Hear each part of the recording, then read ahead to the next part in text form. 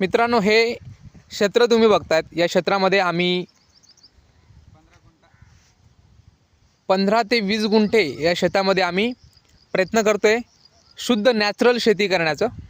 तर तुम्ही बघतायत आम्ही सुरुवातही केली आहे. यामध्ये प्रथमतः या क्षेत्रामध्ये आपण हे मेथी बघतोय.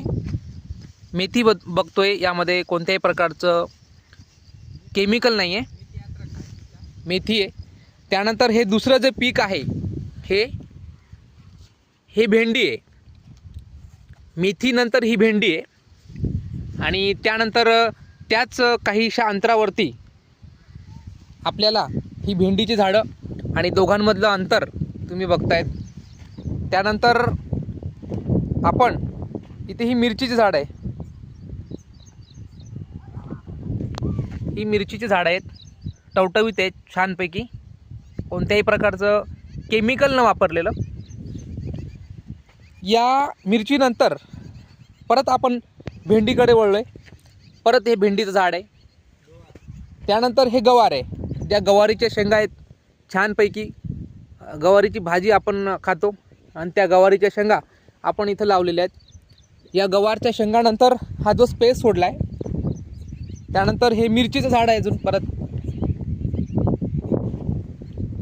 या मिरचीच्या झाडानंतर परत मध्ये गॅप सोडले. पंचस्तरीय शेती म्हणतो ना, त्या पद्धतीने ही हळद तुम्हाला दिसते. ही हळद आहे. ही हळदीचं छोटंसं रोपटं आहे. ही हळदीचं बघतोय आपण छानपैकी.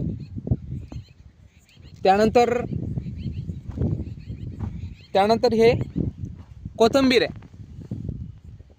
त्याला आपण हिंदीमध्ये धनिया म्हणतो. ते कोथिंबीरचं झाड. त्यानंतर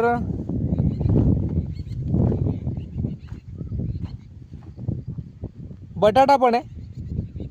काही तुरीच्या शेंगा आहेत, काही डाळी आहेत, त्यामध्ये आपण मिक्सअप केलेलं आहे. त्यानंतर इकडे पालक आहे. पालकाची भाजी जी म्हणतो ती पालकसुद्धा आपण या शेतामध्ये आपण नॅचरल पद्धतीने त्यांच्या पेरणी आणि त्यानंतर ही पालकाची मोठी मोठी झाडं झाली आहेत. त्यानंतर इकडे जे अद्रक आहे, आलं आपण म्हणतो, त्या आल्याचं एवढं आपण छानपैकी क्षेत्र तयार केलं आहे आणि त्याची लागवड केली आहे. अशा पद्धतीने अनेक स्वरूपाचे पालेभाज्या असतात.